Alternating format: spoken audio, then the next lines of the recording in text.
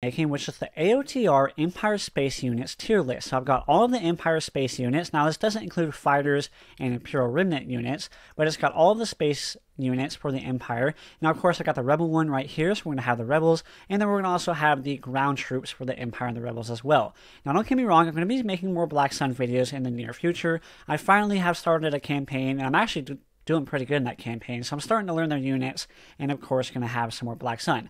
Now, into this video, if you've never seen a tier list video, which I'm assuming most of you have S through D tier, now S being the highest and D being the worst, and you have all the units, and you rank all the ships based on where you think they belong to go.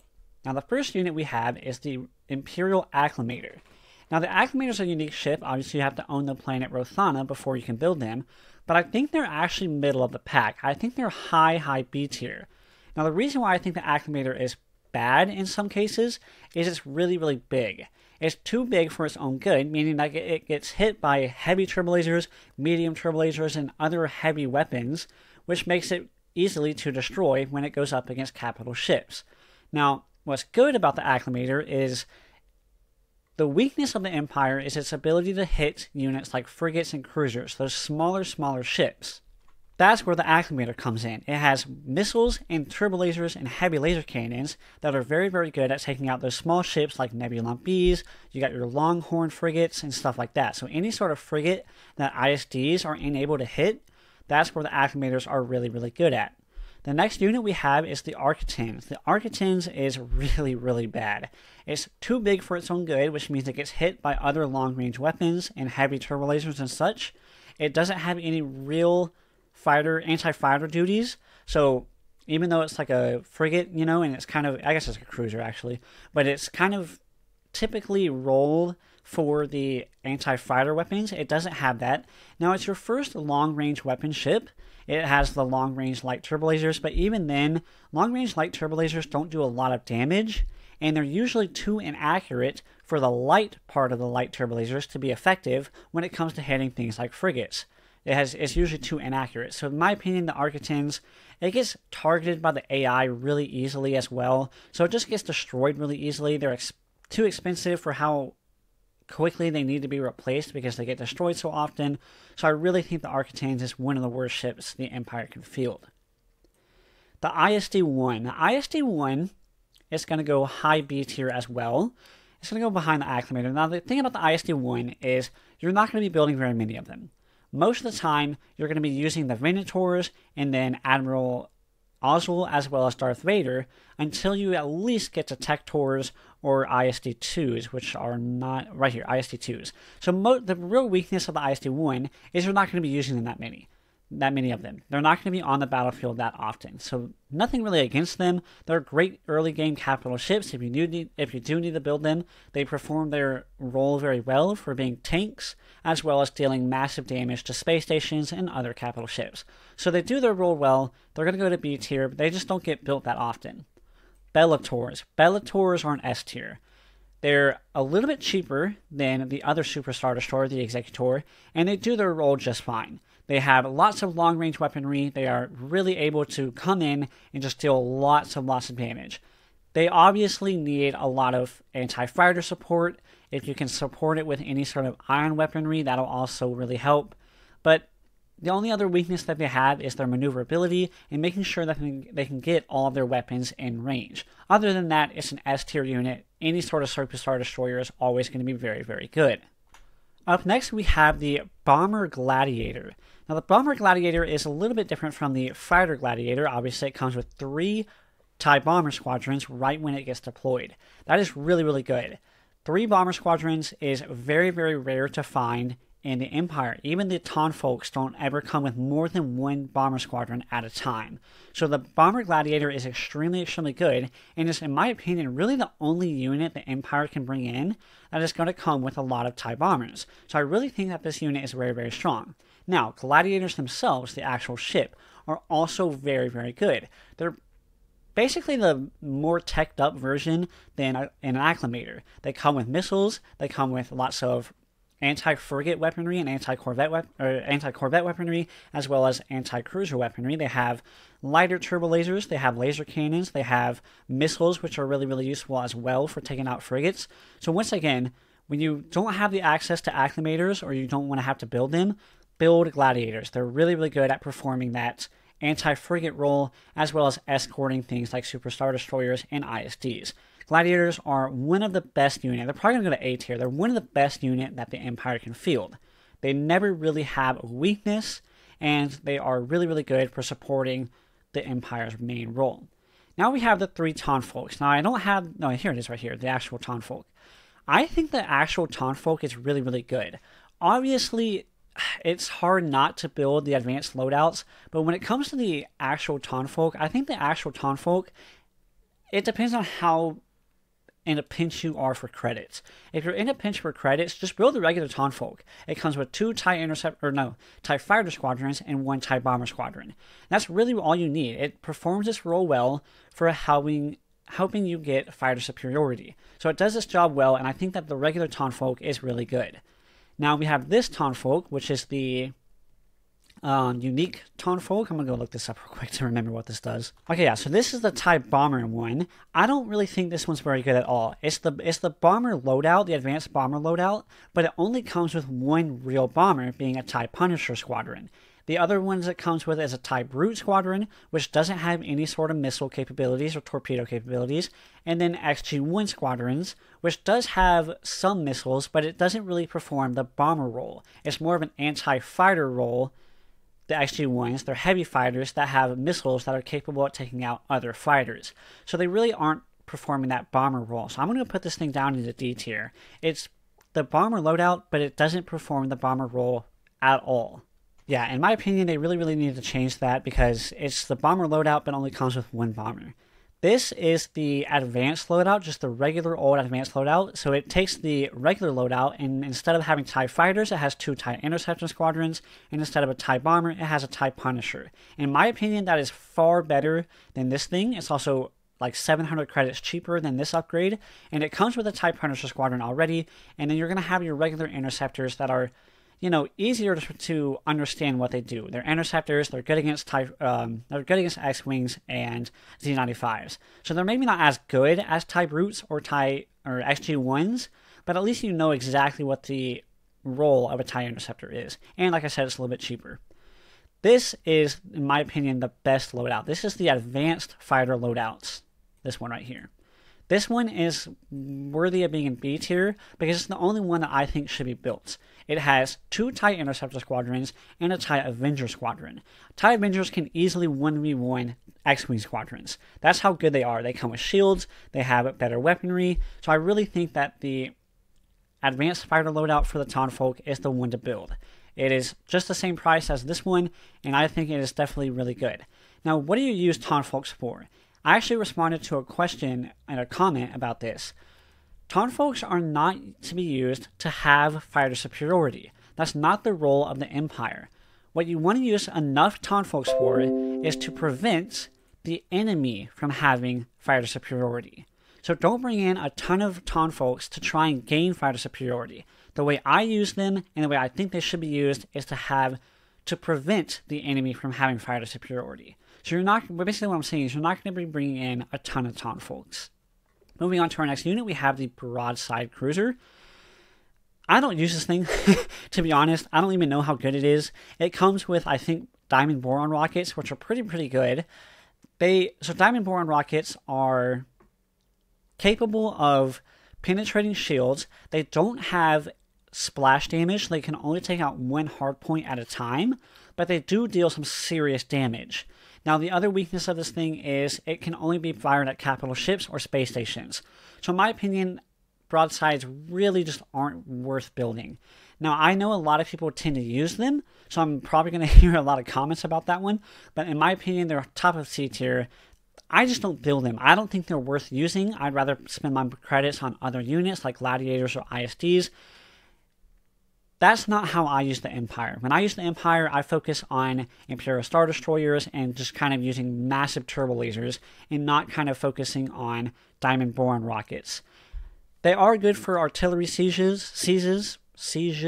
If you're like trying to snipe a space station for a mission maybe, bring in some broadside cruisers. They're not bad units, I just don't think they're worth building. The Carrot Cruiser. Boy, oh boy, I hate the Carrot Cruiser. It's garbage. It's it's your early game, early tech ion ship. They perform that role pretty well, but early game, you're not going to be going up against a ton of capital ships. The Rebellion doesn't focus capital ships. The Black Sun doesn't focus capital ships early game. So by the time you really would use a Carrack, you will have hopefully advanced to higher technologies to get the Strike Cruiser or the Victory 2. So in my opinion, the Carrack Cruiser is a D tier. It's one of the worst units the Empire can have. It's highly inaccurate, and it doesn't really do a lot of damage against fighters, which is kind of what you would want to use it for in its early game role. So I just D tier for the Carrack Cruiser. Dreadnoughts. Everybody knows I'm really high on Dreadnoughts. It'll go low B tier. Dreadnoughts are good. They're worth building. They don't have a weakness. They come with a fighter squadron, which is really, really nice. They are really good at what they do, which is taking up damage. They're cheap and easily replaceable. So for the role that they perform, which is to tank damage and to be escorts for your ISTs early game when you don't have a lot of them, they do their job. They do their job really, really well. They don't deal a lot of damage, which is the one drawback. But I mean, they come with the Brace for Impact ability, which is just so good. And for doing their job, they're one of the best units for doing their job. So low B tier. Very, very good unit. The Executor. In my opinion, the Executor is still an S tier unit. It's obviously worth building if you have the credits. But I don't think it's as worth building as the Bellator. Because it costs those extra credits, I think you have to have certain tech for it that the Bellator I don't think has to have. I think it has Tech 3 for the Executor, Tech 2 for the Bellator. So I'm going to put it below the Bellator, but don't get me wrong, the Executor is still really, really worth it. Now, another reason why I think the Bellator is better, because the Bellator doesn't quite take as much tactical population space. The Executor takes up half of your tactical population space, while the Bellator only takes about 70 rather than 100. So in my opinion, the Bellator does its job just as good as the Executor does, and you'll still have a little bit more wiggle room for other units to be joining your fleet. So that's why I think it's still an S tier unit, don't get me wrong, still, overpowered, but it's not quite as important as the Bellator. We have the Gladiator Fighter Squadron. Now, I've always thought the fighter squadrons are better than the Gladiator's bomber units, but the one thing that the bomber has is, like I've said before, there's no true bomber units. There's no real bomber loadout for the Townfolk. The only real way to get bombers is through either this Gladiator or Gazantes. And you don't want to have to spam a bunch of Gazantes. So I love the fact that you can spawn in 3 full TIE Fighter squadrons right when you bring in this Gladiator, but I'm going to put it below the TIE Bomber version of it, just because bombers are so rare in the Imperial Navy. But when it comes to having a unit that you can spawn in and immediately bring in 3 fresh TIE Fighter squadrons, the Gladiator is just so good at that. And like I've said before, the Gladiator itself is a really, really good ship. Next up, we have the IEC, the Imperial Escort Carrier. The Imperial Escort Carrier is a really nice ship. It has 1-in-1 TIE Hunter squadrons, which are pretty much the same thing as an X-Wing squadron. They have torpedo capabilities. They're really good against other fighters. It's going to go low B tier. It's going to go right below the Dreadnought. The one thing that the Imperial Escort Cruiser has that the Carrack, the Townfolks, and the Architans doesn't have, and the Axeman doesn't have, is it's true to its size. It's actually small enough to not get hit by medium and heavy turbolasers, by a lot of different missiles. And, if you can keep it moving, it's also good at avoiding light turbolasers as well. So it's really hard to kill, and it actually does really good at killing other corvettes. So if you're going up against a CR-90 and you don't have a lot of ships that are good at taking out CR-90s, this thing will do its job. Now, one-on-one against the CR-90, the CR-90 will probably win. But like I said, the Imperial Navy doesn't provide a lot of units that are capable of killing CR-90s. So the Imperial Escort Cruiser is really good at that. It also is capable of dealing damage to fighter squadrons and gunships. So it's really, really good for what its role is. We have the Immobilizer 418 Cruiser. The Immobilizer is really, really useful. It obviously has the interdictability, and unlike the Interdictor, which is coming up next, the Immobilizer doesn't take up as much population space. So if you're looking for a unit to prevent the enemy from retreating, but not suck up a bunch of tactical population space, the Immobilizer is where you want to look. So I'm going to put it at probably high B tier, honestly. I'll probably switch this up as well. So the immobilizer is really, really good. It does its job, which is to prevent the enemy from retreating, as well as it is not going to take up as much space as the interdictor. Now, the interdictor's ability to do the interdiction is a little bit better than the immobilizers. I think that is a recent change that they had in like the 2.9 update, is the interdictor ability is actually better than this one when it comes to recharging it, if you should you turn it off.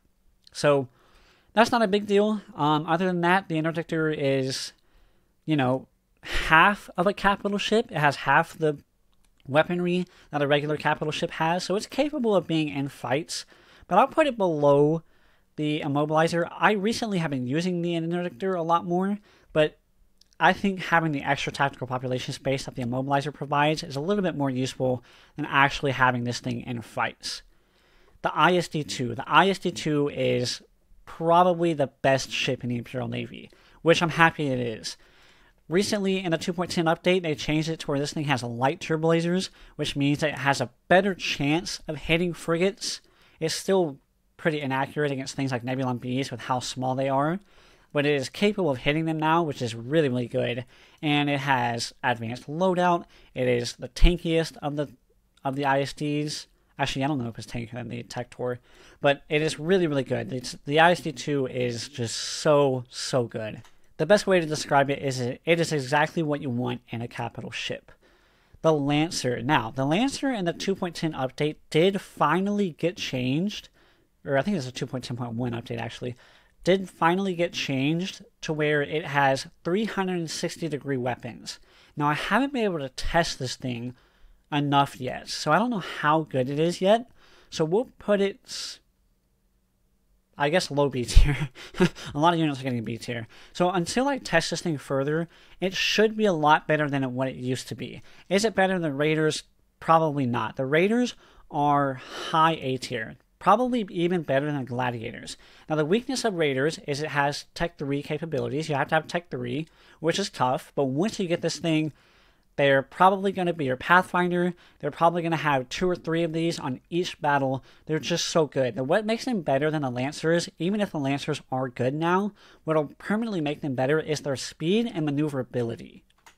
The Raider is capable of being put in the middle of your fleet and dealing a lot of damage. However, what makes them so much better is if you see a bunch of bomber squadrons flanking around you, or just a high concentration of fighters that you don't already have a Raider in, you can quickly press the Raider, send it over to that area of the battlefield, and it will get there fast. You can also use the pursuit ability, which makes it even faster and deal even more damage. So the Raider is just so good at covering the biggest weakness that the Empire has, which is fighter duties, anti-fighter duties, and that is where the Raider comes in. Next up, we have the Nebulon B2. I'm not the biggest fan of the Nebulon B2. The one most important thing that it does is it has the missile jam ability, but other than that, it doesn't really do really much. I'd much rather have Gladiators to perform the anti-corvette, anti-frigate role, and the weapon systems of the Nebulon B2 aren't really all that great. It is a small and thin ship, kind of like the Nebulon B, so it's hard to hit with most weapons, but it's a little bit bigger than the Nebulon B, so like light terror lasers still are capable of dealing damage to this thing. It also requires some heavy technology before you can start building them. I think it actually is a Tech 3 unit. It does have good sensor range, and as useful as that is, it's not super useful just because like ISDs will take care of that. And like I said, the missile jam ability is good, but I think the Lancer, now that the Lancer is a little bit better, the Lancer can hopefully take care of that. So it's not a D tier unit because of the missile jam ability. It's high C tier, but it's just not as good. I know a lot of people like this unit. That's one thing. A lot of people will definitely comment and say this thing should be A tier. But in my opinion, the Nebulon B2 is just not worth building. The Star Galleon. The Star Galleon is very, very good. I think this thing is probably right below the immobilizer.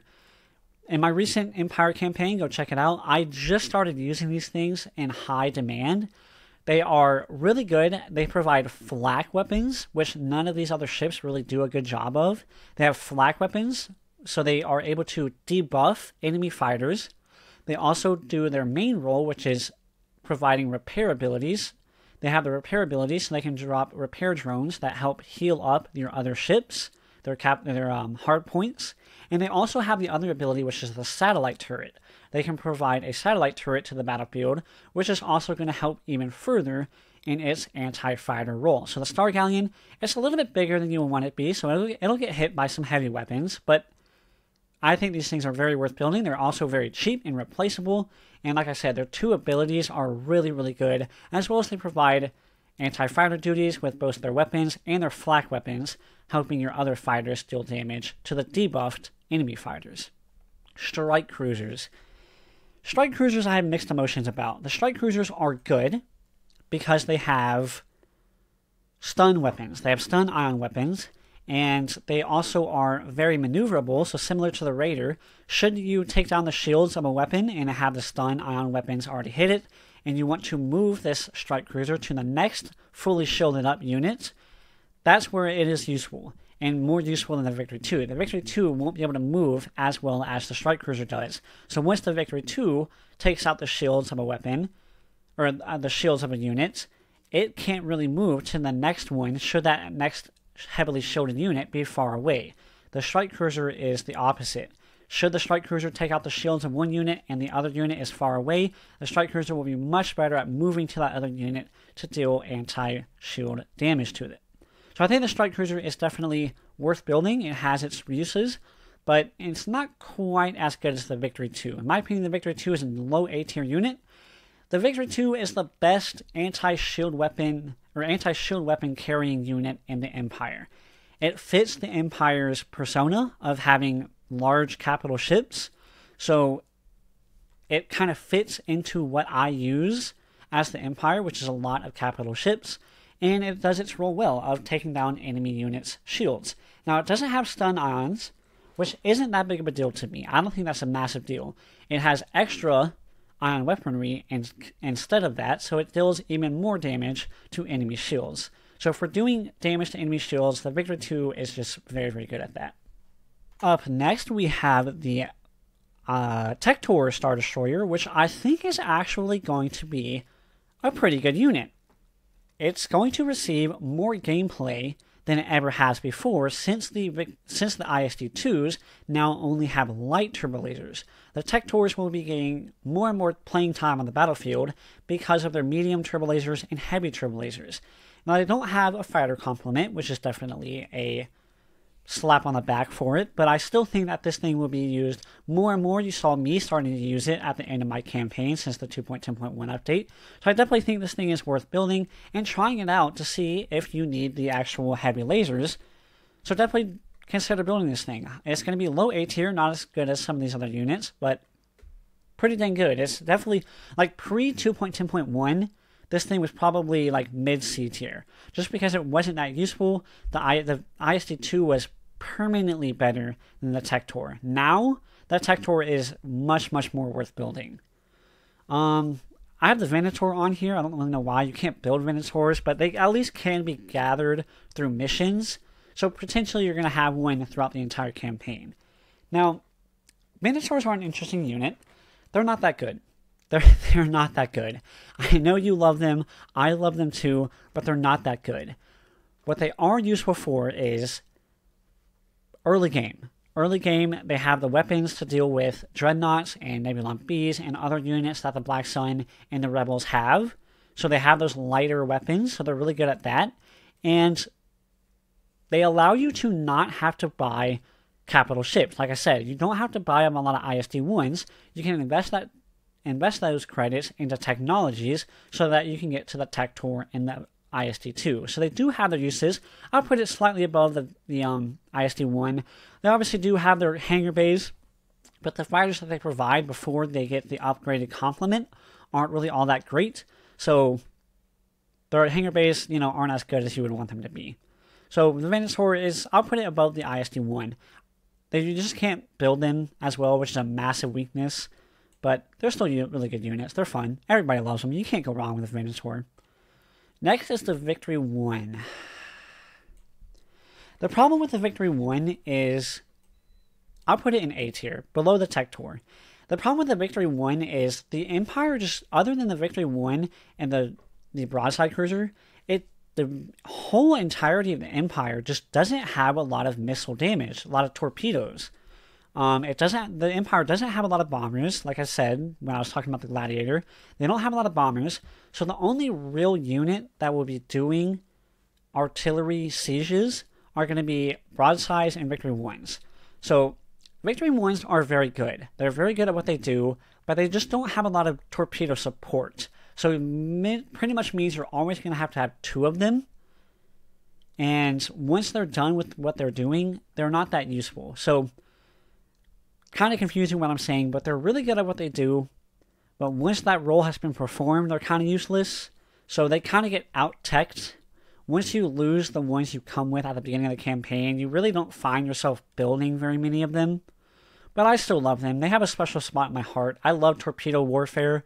It's just that you don't see yourself doing it that much as the Empire, just because it's not the Empire's persona. Vindicators. Everybody knows I love Vindicators. Vindicators are great. They're going to go low A tier. I love Vindicators. They're really good for escorting ISDs. They have long-range weaponry. They're everything that... The Vindicator is everything that the Architans wants to be. It has long-range weaponry. It is much more tanky. I would say it's even harder to hit than the Architans is. And it provides fighter squadrons to the battlefield. So, low A tier. The Vindicator is extremely, extremely good. I recommend building them. They're cheap. They're barely more expensive than the Architans is. So they're replaceable, and other than being a high-tech unit, they're actually very, very strong. I highly recommend using them. They get overlooked a lot, and I really think that they shouldn't be overlooked as much. And the final unit for the Empire, which will be on all these tier lists, is the Bakuran Destroyer. Bakuran Destroyer is a unique ship. It has every weapon you could possibly want it to have. It has laser cannons, it has turbo lasers, it has torpedoes, it also has stun ion weapons. So, if you're looking for an all-around ship, be my guest. Use the Bakuran Destroyer. The only problem with it is you have to own Bakura. They can only be built in groups of 3. You have to have there's a maximum of 3 of them on the battlefield on your entire galaxy at once. And they're slightly expensive and kind of fragile. They're easily destroyed, and they're also kind of expensive, which means that you're going to have to build them more than once. So, they're good. They're probably in B tier somewhere. I'll probably put them before the strike carriers, so the strike cruisers. So they're still really, really good units, but I don't see myself building them as the Empire. If you watch my Empire campaign, I don't even know if I really use them that much. I think they just stay in the reserves in my fleet, and I never really use them. They have really bad range as well, so their range kind of really stops them from being any good. But, yeah, that is the Imperial tier list. Now, I cannot wait to see the comment section for this video. So definitely drop some comments. If you go into tiermaker.com and type in this right here, you'll be able to find this and do it yourself. And join my Discord. I'll link my Discord down below, and take a screenshot of your fully made tier list and send it to me in Discord, and I'll definitely respond to it and see what y'all have to say. But drop a comment down below. Consider subscribing if you're looking for more fun Empire War content like this, and I look forward to seeing what y'all think about my tier list in the comment section below.